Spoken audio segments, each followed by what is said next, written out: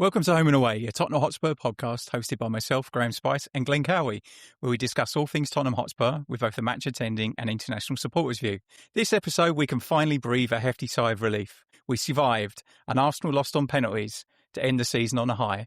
Tonight, we've invited previous guests back to help us review the end of the season. There's a lot to discuss, so let's get into it. Let me be the one that you turn to, someone you can rely on, closer each day, home and away.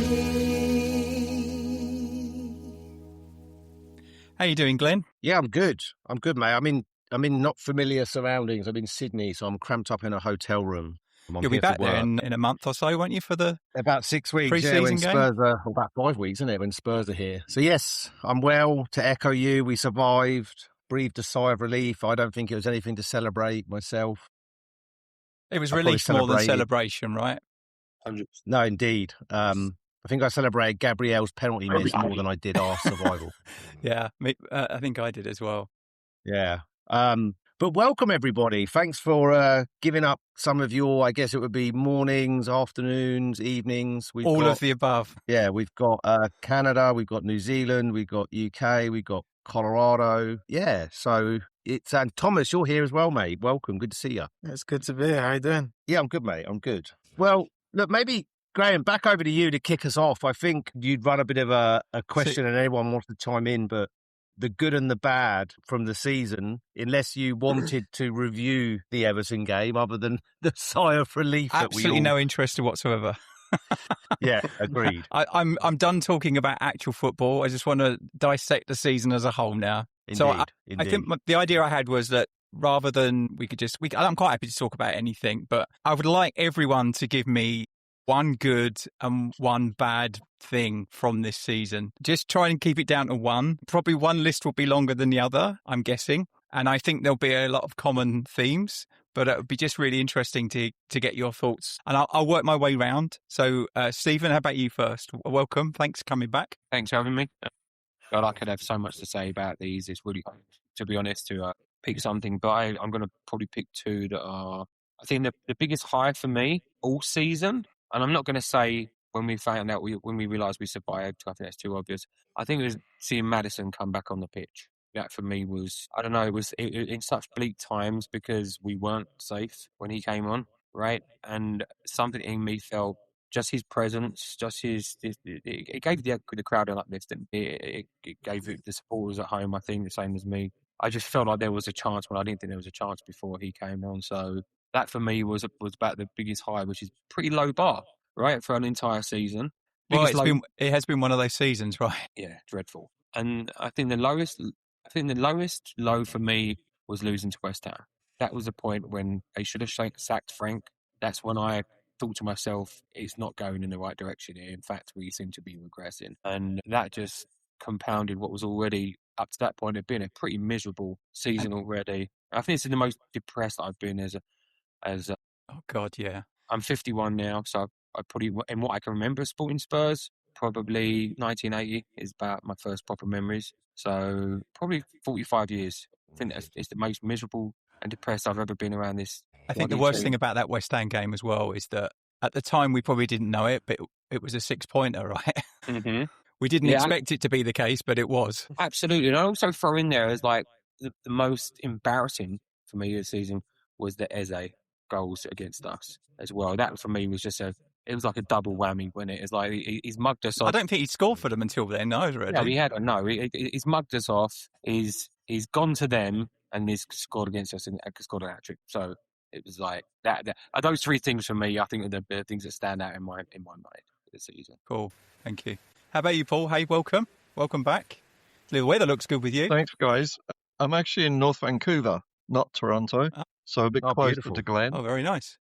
And part of it is checking out the World Cup vibe here, which is actually a bit more than Vancouver, than Toronto. Sorry, a bit more vibe here than Toronto. So, okay. An area of satisfaction to me was Champions League, finishing fourth, and in the last 3 games having clean sheeters, and it all looked very promising, particularly the clean sheeter against Dortmund. And I sort of think that if we hadn't had that 17-minute disaster, which is my low point in Madrid, we could have gone a bit further in that competition. So it was counter to what was going on, and it gave us hope that within the Premier League we would do better. Okay, my low point, as I say, was at 17 minutes. It was just unbelievable disaster, comedy of errors. I thought about the West Ham game in January as a low point, and I also thought very seriously about both times losing 3-0 to Nottingham Forest, because by the time we lost the second time to Forest 3-0, there weren't many games left. When we lost to West Ham, there was, it was January. There was still 4 months left or so. But I think it's got to be the disaster in Madrid for that first 17, 18 minutes. Do you know what doesn't get talked about enough, though, from that disaster in Madrid? I think it was either the following week or a couple of weeks later. It was either Barcelona or Real Madrid went there and the exact same thing happened. Like they were slipping all over the place.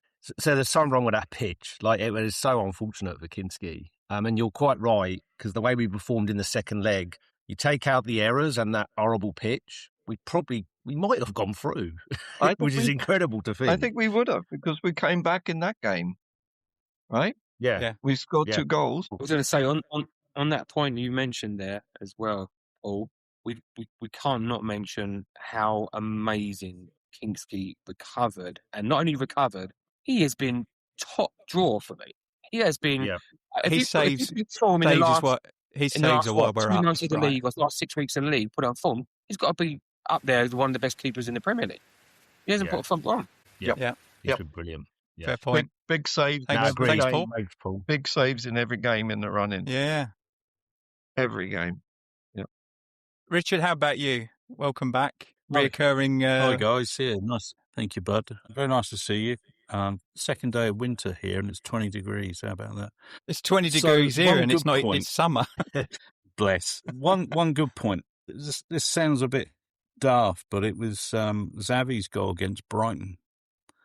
For the first time in that period since we looked as though we were going to be relegation fodder, there was hope. And the other thing that it did is it kind of proved that Xavi's a player, right? And he's got the skill in there. And the thing about Roberto De Zerbi that I'm really looking forward to next year is whoever's left, whoever he chooses to keep in the squad, I'm hoping he'll develop them into the players that we think they're going to be, should have been.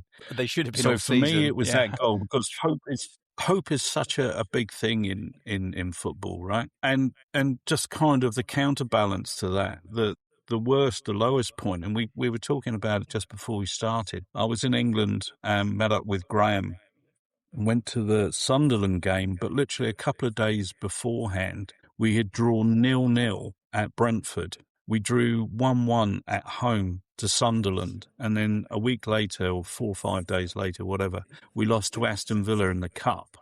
And that was the first time in the season where I thought, we're going to be relegation fodder. And I remember talking to Glen and Graeme on one of the shows and saying, I wonder if this is going to go to the last game of the season against Everton. It's the realisation. It's almost inevitable, wasn't it? We're not good enough to stay up. It was the realisation that, we're not good enough to stay up necessarily on reputation alone.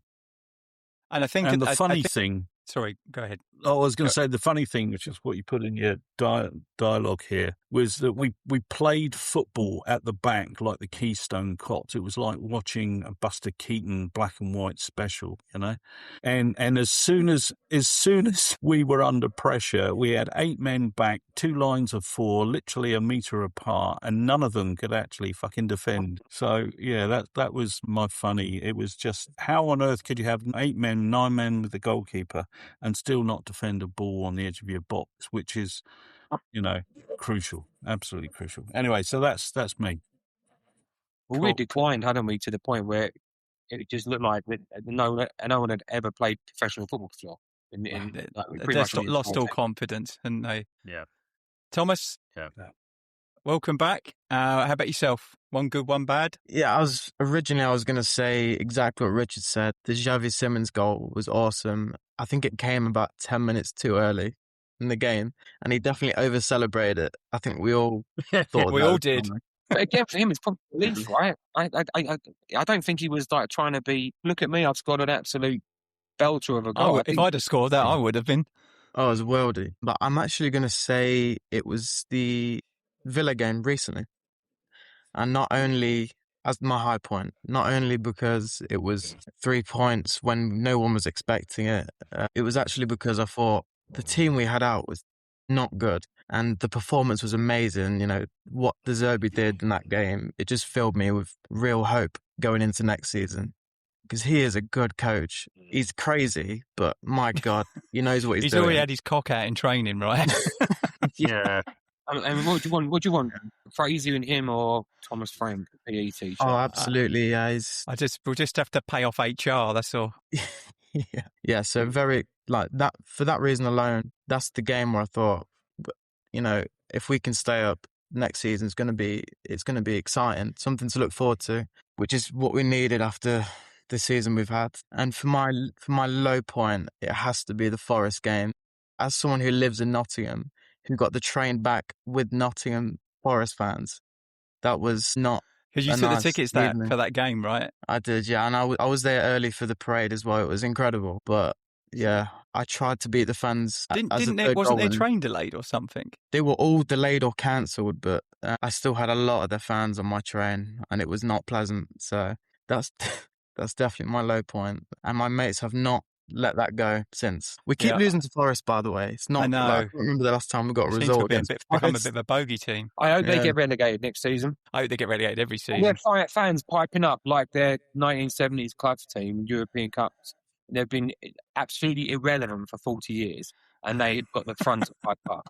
I hope you're taking notes, Thomas. There's rumours again coming about. They would have been relegated. If we'd have won those 2 games, they would have been. Absolutely. Yeah. Absolutely. The weird thing is about Forest, they've got that owner who is an absolute nutcase, but the fans love him. Even though he sacked 3 managers, he's made them relevant again. And I think any other owner who was a fan of a club with that sort of owner would just be going, what on earth? But they just love him. Well, how many players did they buy? Did they buy something like 15 players or something? It was an insane amount.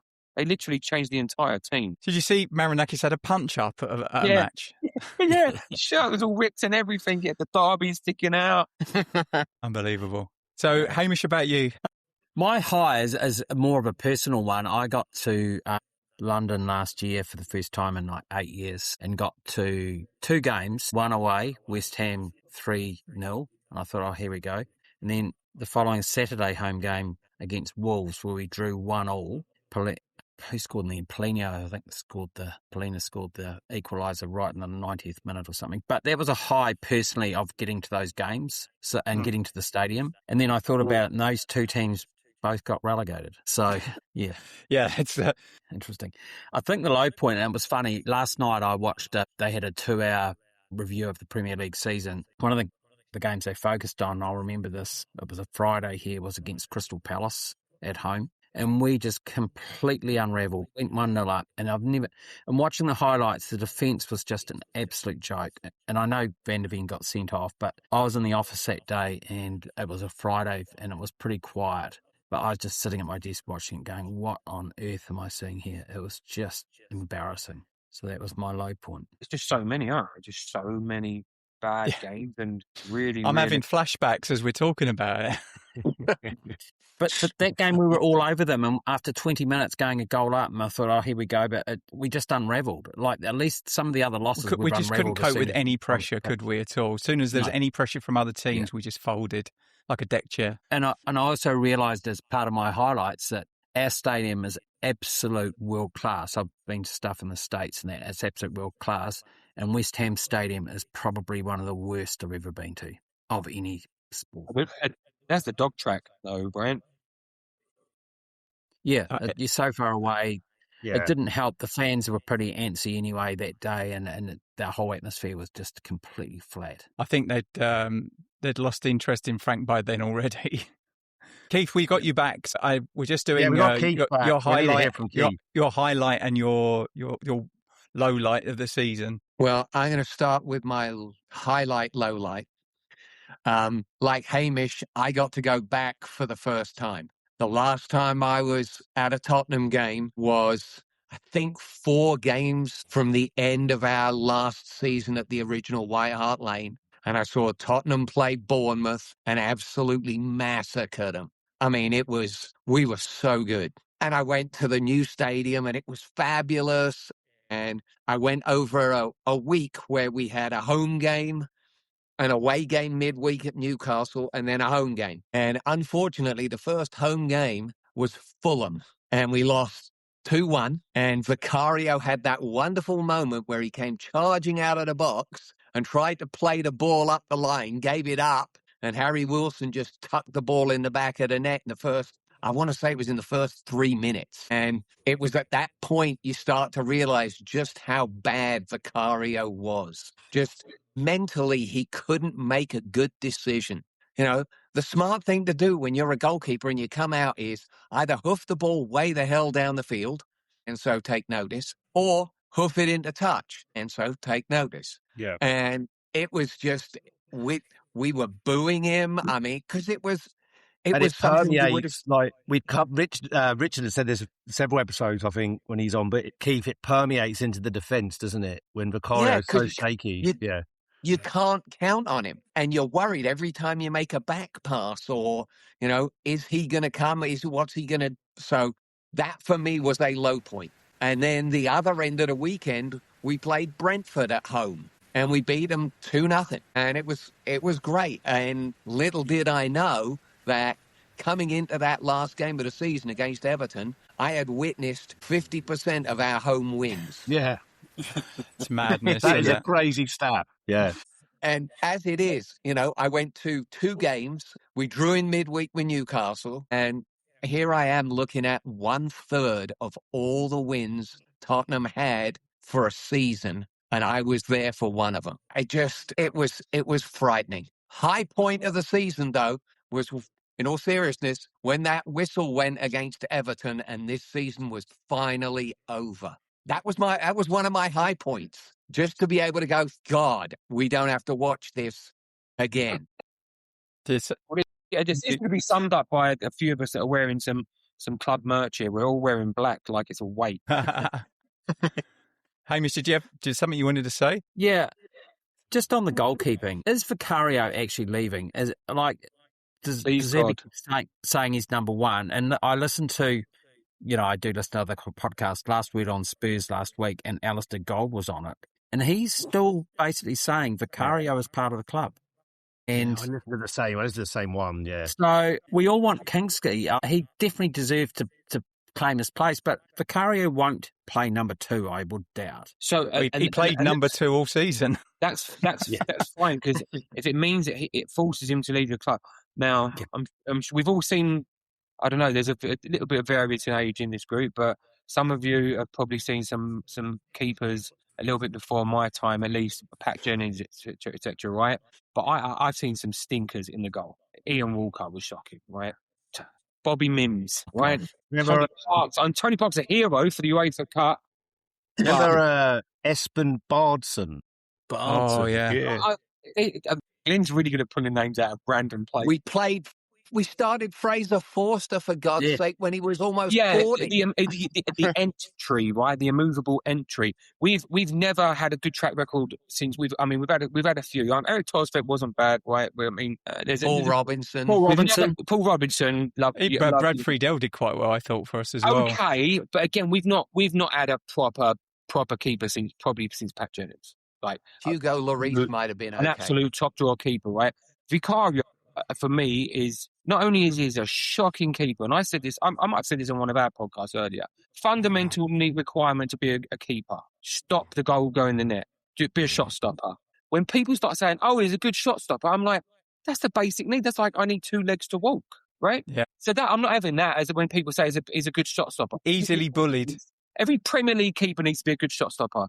But nowadays, you have to do so much more. He can't do any of the rest. He's not strong in his box. He's not commanding. He can't come and claim. He can't actually punch that well. He certainly can't play out the back with his feet. He gives the defence no confidence. So on all those things, I hope he does think he's going to be number 2 and walks, because I've said for a while now to myself, at least, I'm not having these rumours that Inter Milan want him. And any club watching Vicario's form since he's been at Spurs has been woeful. He's been absolute dog shit.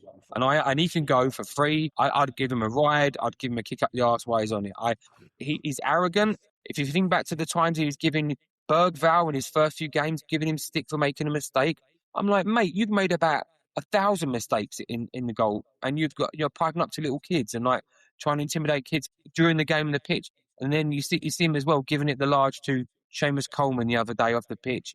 If I was a fan there, I would have probably jumped on there and grabbed him by the back of his neck and sat him down. I said, listen, you need to sit down, mate. You've got no right to pipe up about anything. I cannot stand that goalkeeper. I hope I've never Don't seen hold back, Suze, to say what you mean, right? I'm going to say something real quick because I think one of the problems that Vicario had was that he followed a club legend in Hugo Lloris. And it didn't matter how good he was going to be. He was never going to be good enough. Now, let's be fair, he was god-awful.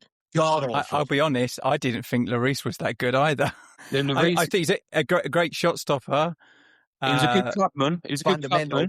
Good sweeper keeper, but his distribution was absolutely appalling. Another one that wouldn't come and command his box and claim the ball, right? But yeah, I think my other point on the keepers, while we're talking, I mentioned it briefly, right? I know Kinsky had that. That isn't out there. That was an absolute weird chain of events, right? Actually, all 3 goals weren't down to him. There was a couple of them. There was Mickey van der Ven's slip, and then there was another bad pass, etc. But I saw the highlights of him. What club did he come from? Was it Prague? I think so. He was. Yeah. So I saw the highlights Prague. of him when, or some footage on him when because like, who's this guy? I was like, typical like YouTube clips, right? They all look amazing on YouTube. And when he played a few times, I thought, okay, he's got confidence, he's got something about him. And then that killed him. But then to come back from that, for me, I don't think we need a number 1 keeper. He'd be my number 1 keeper next season. His shot stop is unbelievable. He claims the ball. His punching is okay. He's very good with his distribution. He's good with his feet. He's confident. He doesn't mind receiving the ball even under a bit of pressure. I'm like, for me at least, he ticks all the boxes of a first keeper. That was, if you put that aside and say that was an outlier, you cannot knock Kinsky. There's no reason why we need to go and get another keeper. Now, if we get one like Trafford, like, again, fine, whatever. If Trafford's a better keeper, then we've got 2 great goalkeepers, but we've also got to be realistic, right? We've had 2 seasons on the trot of 17. What are our realistic targets? Is Trafford really a realistic target? Also, do we really want to spend 30 million or something on another keeper when there's plenty of other places in the squad that need spending more than that? It's all right if we sell Vicario and we recoup some money and we can reinvest that in a number 2, maybe. I think that's a better use of money than spending 30. I'd rather spend 30 million on a left winger or any other position where we've been weak this season or where we've struggled with injuries. Makes more sense to me. I think for outside of Palhinha, I think for me at least, I'm hard pushed to think of like who's been a good player all season, over the course of the whole season, or the course of the time they've played. Because a lot of them had long times of injuries. I haven't played at all. But Kinsky's in there for me, definitely. And then Palhinha, I think is nailed on as a player of the season for me. But then also Danso. I know he made a big mistake. If he hadn't done that, we wouldn't have been in such trouble for so long. But he's steady, isn't he? He's a steady 7 out of 10 every match. Every match. You know who he reminds me of? Who's that? Michael Dawson. Yeah. He just he's not outstanding by any means, but every single game he gives everything he possibly can. And yet he makes a mistake now and then.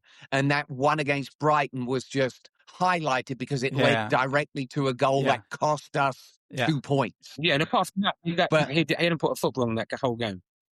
All right, so Glenn, just to round off this piece, how about yours, highs and lows? Yeah, echoing some of the others, I think, but the high for me was basically redemption of Kinsky, just how good he performed. Let's call it what it is, right? The save against Wolves, the save against Leeds. There was one against Villa, and then obviously the one against Everton.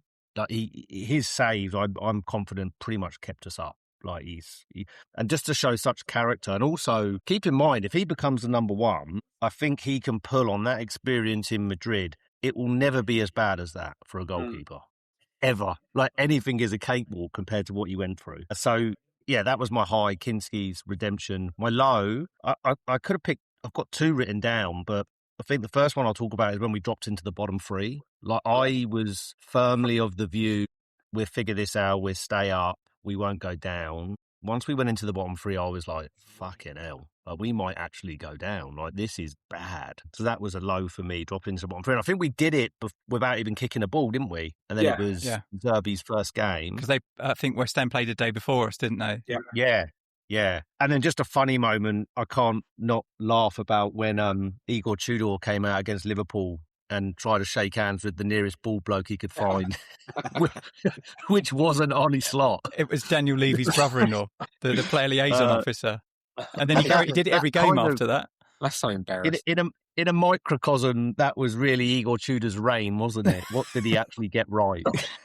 So, yeah, I think, I'll do my two.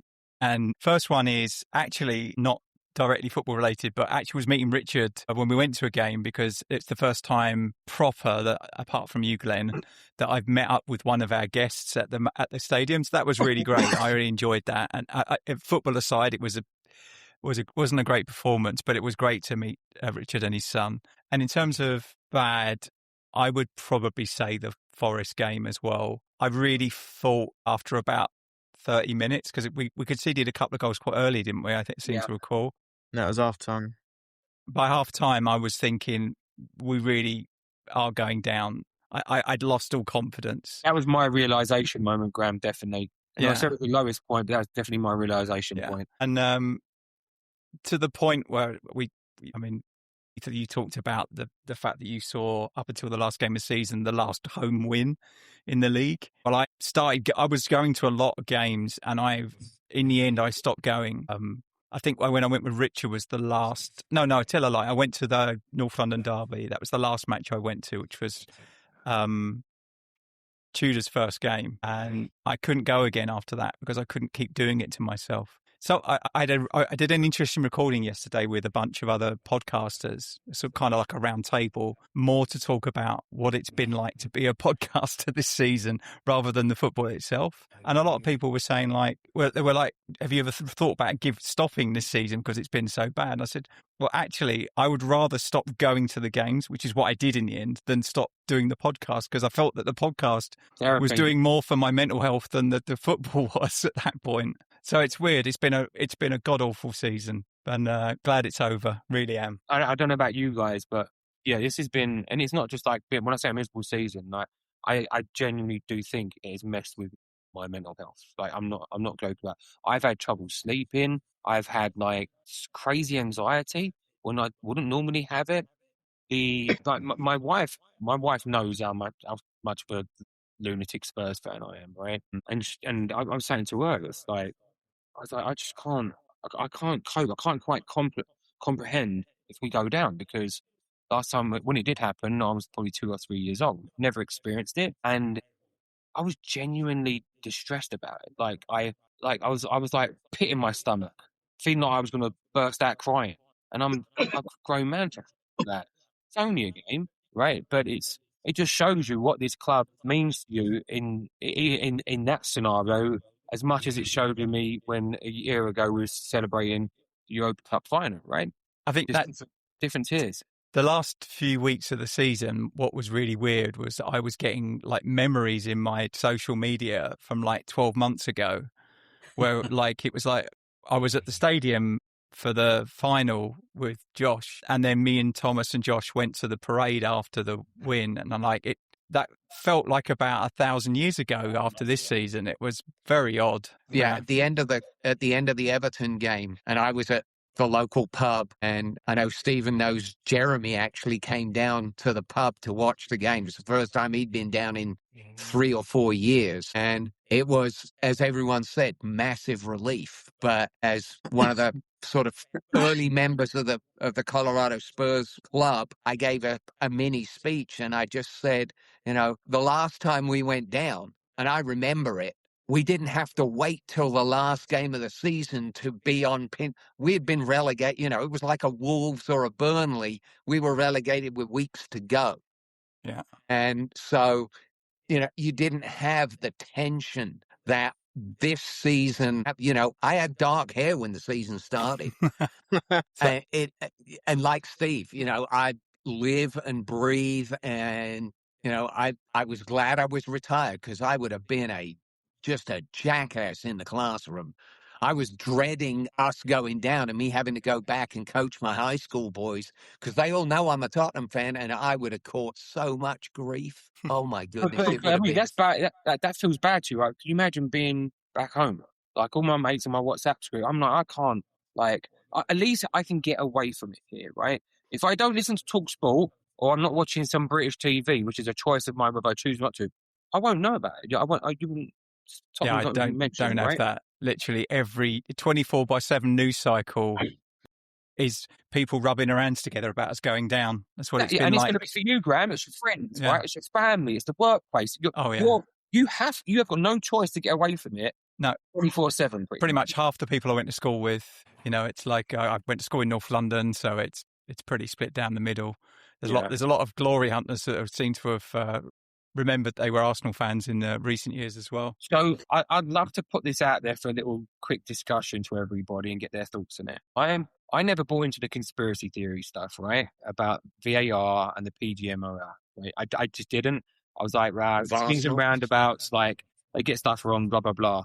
I am now convinced that was this partly staged to get us to that last game? For viewership, for clicks, if you look over the season, you watch all the decisions that went for one club and against us, or not that we were the only ones to have bad decisions, but I am now convinced. Like, I think there are absolutely outside influences that made this season so that they could get those games, because how they put the games and they moved the dates of them, or they put as the main game on the TV and everything, it all lined up perfectly, right? So everybody's watching the Spurs Everton game.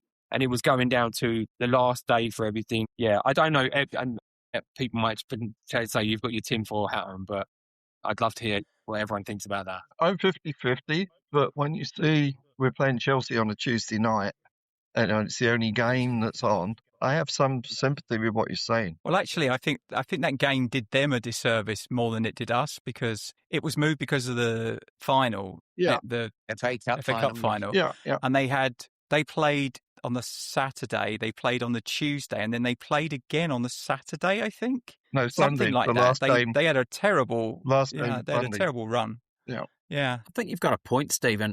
Back to that Chelsea game, if you remember, City had played Bournemouth just before that. The league was over. Like, Arsenal had won the league before the Chelsea game finished, and Maddison it was a penalty in the last few minutes, not given. So there is a little bit of that, but just back to the whole relegation thing. When I was at the Wolves game, it was one of those awful Saturday night kickoffs, and there was a 5:00 game that day between Sunderland and Forest. I'll never forget, in the concourse, all the Spurs fans supporting Sunderland because Ange was at Forest, and they're saying, he ruined this team, he ruined this club, he won us a trophy, but we finished 17th. And then ironically, he was actually good, I think, in hindsight in a lot of ways. But I'd never seen Spurs fans supporting a team against a previous manager. It was quite strange. Yeah, you're right. Well, that's funny. You're on mute. He was very polarising, I think, for a lot of the fans. A lot of them couldn't forgive the league form, but I still think that we'd have been better off this season with him having a second season. I don't think he couldn't have done any worse than the first two imposters. But my argument with Ange was the only reason he won a trophy was because the three teams below us were so awful that he could afford to rest players. We were never in that position during this season. And, to be fair, I looked at the start of our season, the PSG game pre-season, and the first game was at Burnley. We played the first game of the season. Yeah, home game. And we came out, and the PSG game was a game we should have won. And, how different, I had optimism and enthusiasm about Frank. I think most people did. That's the thing, isn't it? I think there aren't many people who are being honest, who didn't think it was a reasonably good appointment. And absolutely, I think the pre-season we okay, this is the coach. To see them being coached on the training pitch, it looked good. But then I think they were overcoached, and I think that he'd spent too much time trying to negate other teams and not. We didn't have an identity as a team. We didn't play a way. We just played the anti to. whoever we were playing, and we gave far too much credit to some of the teams we were playing against and ended up losing games that we should have been winning. Graeme, on that point as well, though, but I think in fairness and defence of some of us, because I was like, I like you, I was really excited about it, Frank. I was like, this is going to be so much better. We've got someone who's got a football brain. He's going to coach these people. We're going to have an actual identity. We're going to play with a very obvious style, and we're going to play through the various stages of the game in the field. But I heard someone on TalkSport say this, and it kind of like lit a bit of a light in my head. I was like, actually, that makes sense. What I think really was happening is that Frank was actually supported by a much deeper club in Brentford in terms of the coaching staff, the academy staff, the owners, the recruitment, and actually that covered up a lot of what Frank is, because he left, right? Their Messiah left, and three of their best players. Yeah, and Matey came in, and he's finished higher than Brentford or Frank ever had, and he's had an amazing season. And somebody said that's down to because of everything else there. Two things I said last night when I was speaking with other podcasters. One is, whilst I'm grateful for the cup win with Ange, I think he has to bear some of the criticism for the basically the home form. Like, our inability to win a game at home started around January last season, and although I will forever be grateful, I think it became almost normalised with the players that that kind of mentality, that lack of confidence at home, and it progressively got worse this season. So that was the one thing. And the other thing was, I think that the problem that we and other teams like Chelsea have is we look at those clubs that are really well run, that they manage to squeeze every pip out of every dollar spent on transfers, and we look enviously at those coaches, but we're looking at the wrong thing. We shouldn't be looking at Bournemouth and Brighton and Brentford's managers. We should be looking at how they run the club underneath them. It's the scouting. It's the fact that they've always got a succession plan for players and coaches. So, like, when we sell someone or someone leaves the club, it's like we don't start doing anything about it until they've gone. We're always so late trying to do something. Like, we still haven't really replaced Kane, even in the aggregate. We didn't replace Son.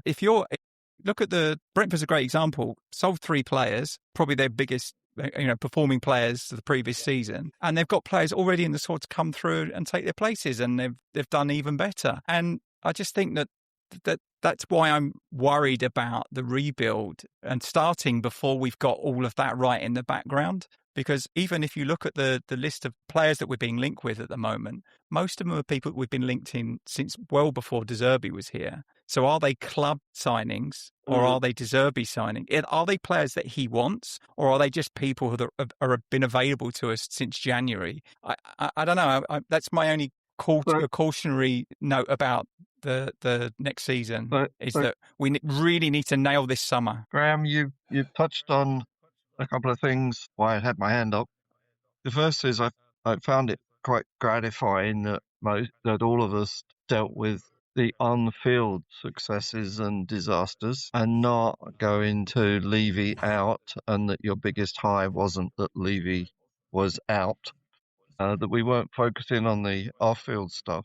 But to pick up on what Graeme was saying, I do think that the last 4 transfer windows have been complete disasters. Ange picked up on that in his interview recently when he said, well, I was after these players and what they got me was a couple of kids. And thank God for those couple of kids, because they kept us at 17th last year.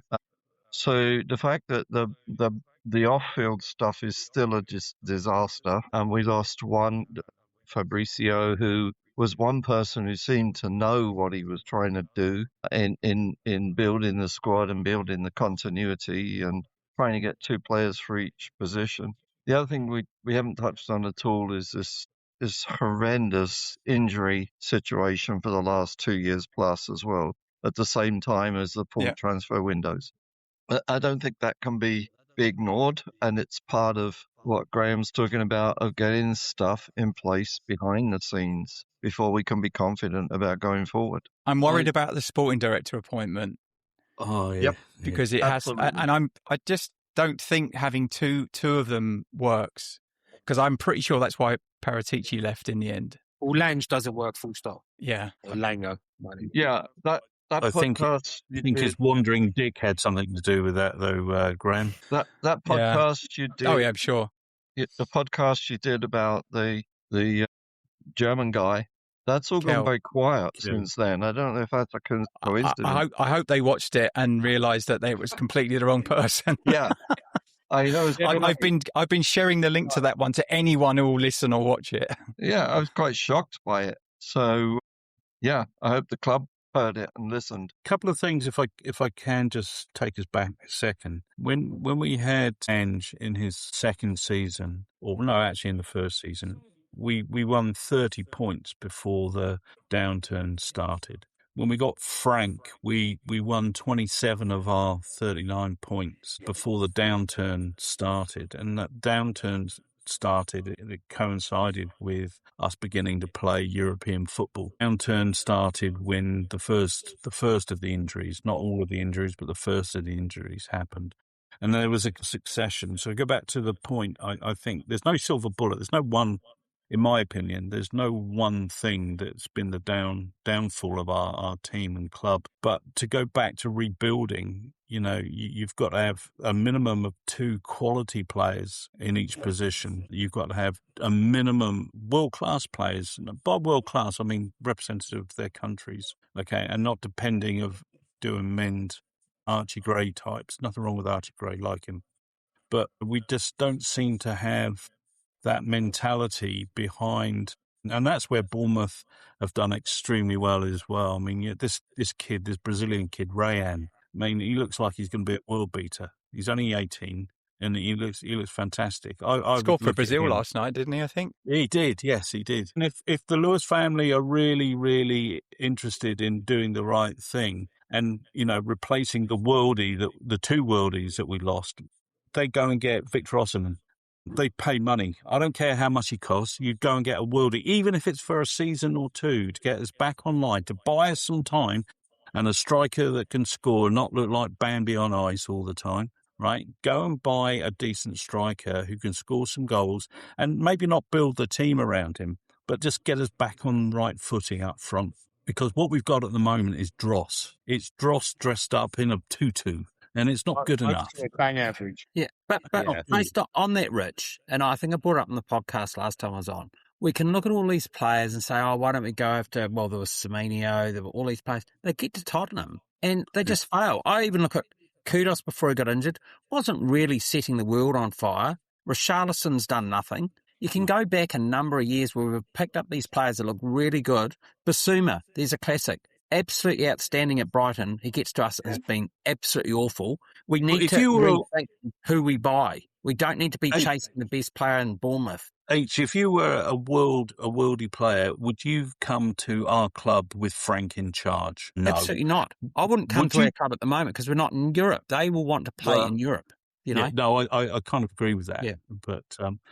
But like I can remember Jurgen Klinsmann. I'm sure you guys all can. Yeah. We were doing absolutely nothing, and then suddenly, out of the blue, came Klinsmann, and he just transformed the whole feeling around the club. Yeah. We just need a token gesture, I think, from Lewis family to actually start the ball rolling.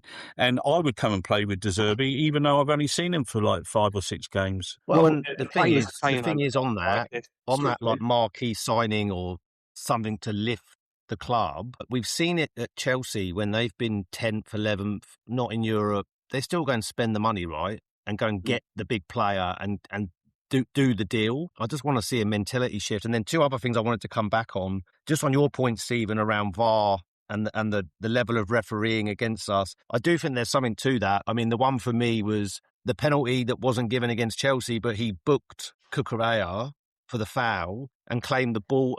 That rule, I don't think that's ever been done. Like, I think that's the first in either years, certainly this season, that's not happened. And the ball, as it's shown, was actually in play. So that should have been a penalty. And then the other point, I think Graeme was touching on it. I think, like, this is going to go out, clip this. Areola will fail at Liverpool. Bournemouth will continue. Bold statement. Yeah. Bournemouth will continue to be good and Areola will not. This is what happens. I was telling you, we've seen it with Potter. We've seen it with Potter. We've seen it with Frank now. These clubs are set up for their custodians to come in as the coach. It doesn't matter who it is, really. It's everything that's behind them and around them that leads to their success. That's my prediction. I think the one person that we could replace and make a significant difference would be to get rid of Vicario and replace him with Bloom. He's ex-Tottenham anyway, and he's done an incredible job setting that team up, that club up. Yeah. On your point, Richard, right, and then Hamish, you kind of touched this as well. Let's be clear. It's not like we haven't spent money in the transfer market in the last 10 years. We're up there, I think, in the top 4 spenders. So we've spent terribly. Our recruitment has been absolute dog crap. But I still believe, Richard, that we can go and get some marquee players. It's not how much you want to buy the player for, it's the wages. That's the sticking point still. We apparently we've waived that raise. If you pay someone enough money, they'll come, right? There's reasons why players that could go and play for Madrid or go and play for Barcelona chose Chelsea when Chelsea didn't have Europa League. They're still going out there buying that class of player. Why? Because they play the wages. Arsenal pay the wages. I was waiting on fuck all for 22 years, really. They won a couple of FA Cups. That's not an attractive club, but they pay big wages.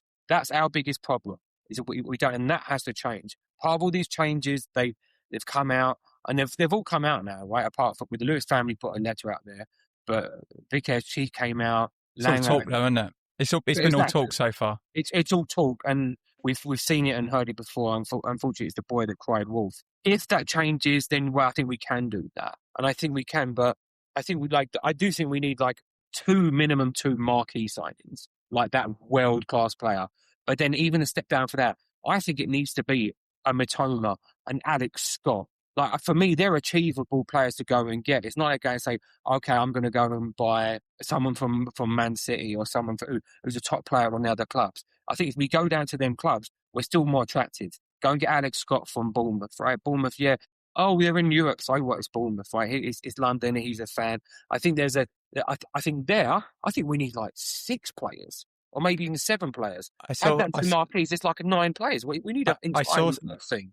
I saw a Bournemouth fan say, why would a player leave us to go to Tottenham and when we're in Europe? And someone said, because you could fit the entire attendance for a full stadium of yours into the south stand at the Tottenham Stadium and still have 6,000 seats left. Hello? That's why. So someone made a comment about we need statement signings. So I just want to come back to a little bit of history, being the elder in the room. We went down in 77 to the second division. Stephen touched on it earlier. And we came straight back up in 78. And what did we do in 78 when we came straight back up? After the World Cup in 78, we signed our dealers, right? We signed the two Argentinians. It was shattering. It broke a glass ceiling. But these days, there isn't the same scope to do that. I look at this guy that we've been thinking about from Manchester City since last summer. I can't totally remember his name, Savino or something. Savinho. Well, why are they getting rid of him? Is he really that good? Is he? It's not. To me, it doesn't sound as if he's a messiah. But they went and bought Semenyo, didn't they, in January? And they'd had him since the beginning of the season, didn't let him go. Someone said something the other day. It was something along the lines: if it's players at a small club and they don't want to sell them, go and buy them. If a player's at a big club and the club wants to sell them, don't buy them. It was something like that. And I was thinking about it, that actually makes sense. To your point, Paul. Yeah. Amount of players that we've bought from big clubs that have just turned out to be pants. So I'm going to wrap it up, mostly because it's midnight and I've still got to do the edit after this. So I got one last question for all of you before we close up, and which is, if this Tottenham season was a film, a TV show, or a famous person, what would it be and why? So start with you, Richard. Look, it's really easy. The Great Escape. Didn't he get recaptured by the Germans at the end, though? Well, yeah, maybe. But the bit that maybe, to go back to Keith's point, is the Great Escape with Steve McQueen on the motorbike, where he's just about to jump those fences, and he could have got caught. We could have got caught, rather, in the barbed wire. And I know he did, but yeah, we thankfully navigated those barbed wire fences. How about you, Keith? Well, and now I can't think of the guy who played Iron Man. Robert Downey Jr. Yeah, so Robert Downey Jr. Think about how his career escalated, and this season was that horrible downfall where he was doing drugs and got caught stealing, and his life was just god awful. And my hope is that next season will be Iron Man 2. How about you, Glenn? Frankenstein. Very good. Which version? Yeah, the Thomas one. Pick the one you want. How about you, Stephen? I think mine would be Finding Nemo, but my character was Dory because she forgets everything after about 3 seconds, and then I'll never remember this bloody season again. How about you, Hamish? Ironic, my favourite movie is Apocalypse Now, and the tagline is the horror. So there you go. So mine would be a Mel Brooks film, High Anxiety. Yeah. Which I think pretty much sums up my entire season. Yeah, can you empathise with that? So we lost a few people. Thomas had to drop. He's got an early start tomorrow morning, so he sends his apologies and he says he looks forward to seeing you all next season. And I think we lost Richard as well. Did we? Richard's no, Richard's here. We lost Hamish. Paul. No, Hamish was here. Yeah, Paul, we lost Paul. Dropped, But so thanks to those guys who aren't here now. But we had a few people that send me apologies a little bit earlier as well. So appreciate you guys. Thank you very much. It's been cathartic, I think, a little bit to talk a little bit about it, and it's been really nice not to talk about another abject performance for a change. Just a couple of things that I wanted to mention before we close out. We're going to be doing some World Cup specials, so we'll be looking to record a few episodes during the World Cup, focused on the World Cup itself. We'll probably try and pull in supporters, Tottenham supporters from around the world. Jed Spence might get a shout then.